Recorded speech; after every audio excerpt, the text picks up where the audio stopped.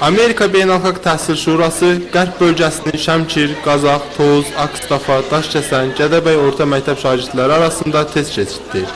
Amerika məktəblərinin birində təhsil almaq üçün 220 nəfər 9, 10, 11-ci sinif şagirdləri biliklərini sınadı. Təəssüflər olsun ki, bu müsabiqəyə yuxarıda adı çəkilən şəhər və rayonlardan şagird göndərilməmişdi. Tədbirin təşkilatçısı Amerika Beynəlxalq Təhsil Şurasının nümayəndələrinin verdiyi məlumata görə Qərb zonasının əsasən Gəncəli məktəbliləri arasında bu layihəyə maraq ildən-ilə artır. Hər bir şəxs öz təhsilini başqa ölkədə, xarici ölkədə davam etdirmək istəyir.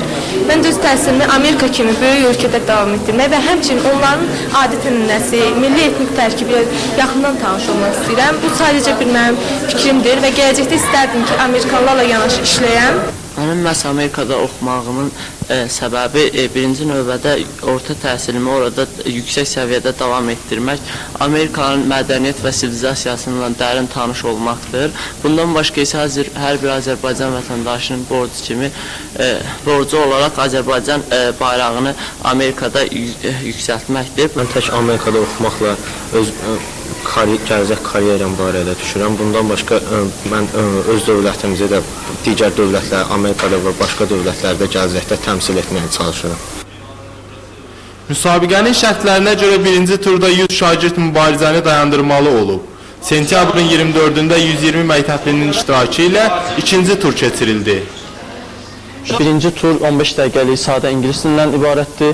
İkinci tur isə mən sizə göstərim bu testlərdən keçilir, hansı ki pre-TOEFL adlanır.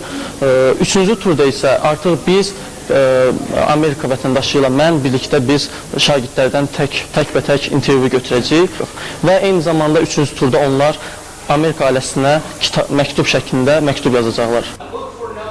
Artıq 11 ildir ki, bu proqram vasitəsilə 400-dən artıq Azərbaycanlı şagirdi Amerika məktəblərində təhsil almışdır. Bu layihənin Azərbaycan məktəblisi üçün hansı faydaları verməsini öyrənmək üçün Amerika Beynəlxalq Təhsil Şurasının yığım üzrə mütəxəssisinə müraciət etdik.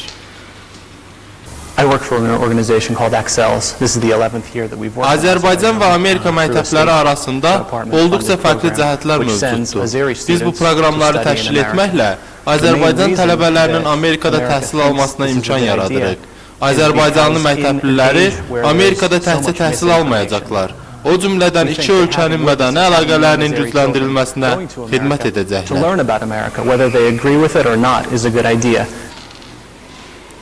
Gəncədə bu layihəyə marağın artması sevindirici haldır. Lakin çalışmaq lazımdır ki, Qərb zonasının digər şəhər və rayonları da bu proqramda iştirak etmək üçün şagirdlər göndərsinlər. Məqsəd Rəhimov, Vaqif İbrahim Xəlil, Xəbər Plus.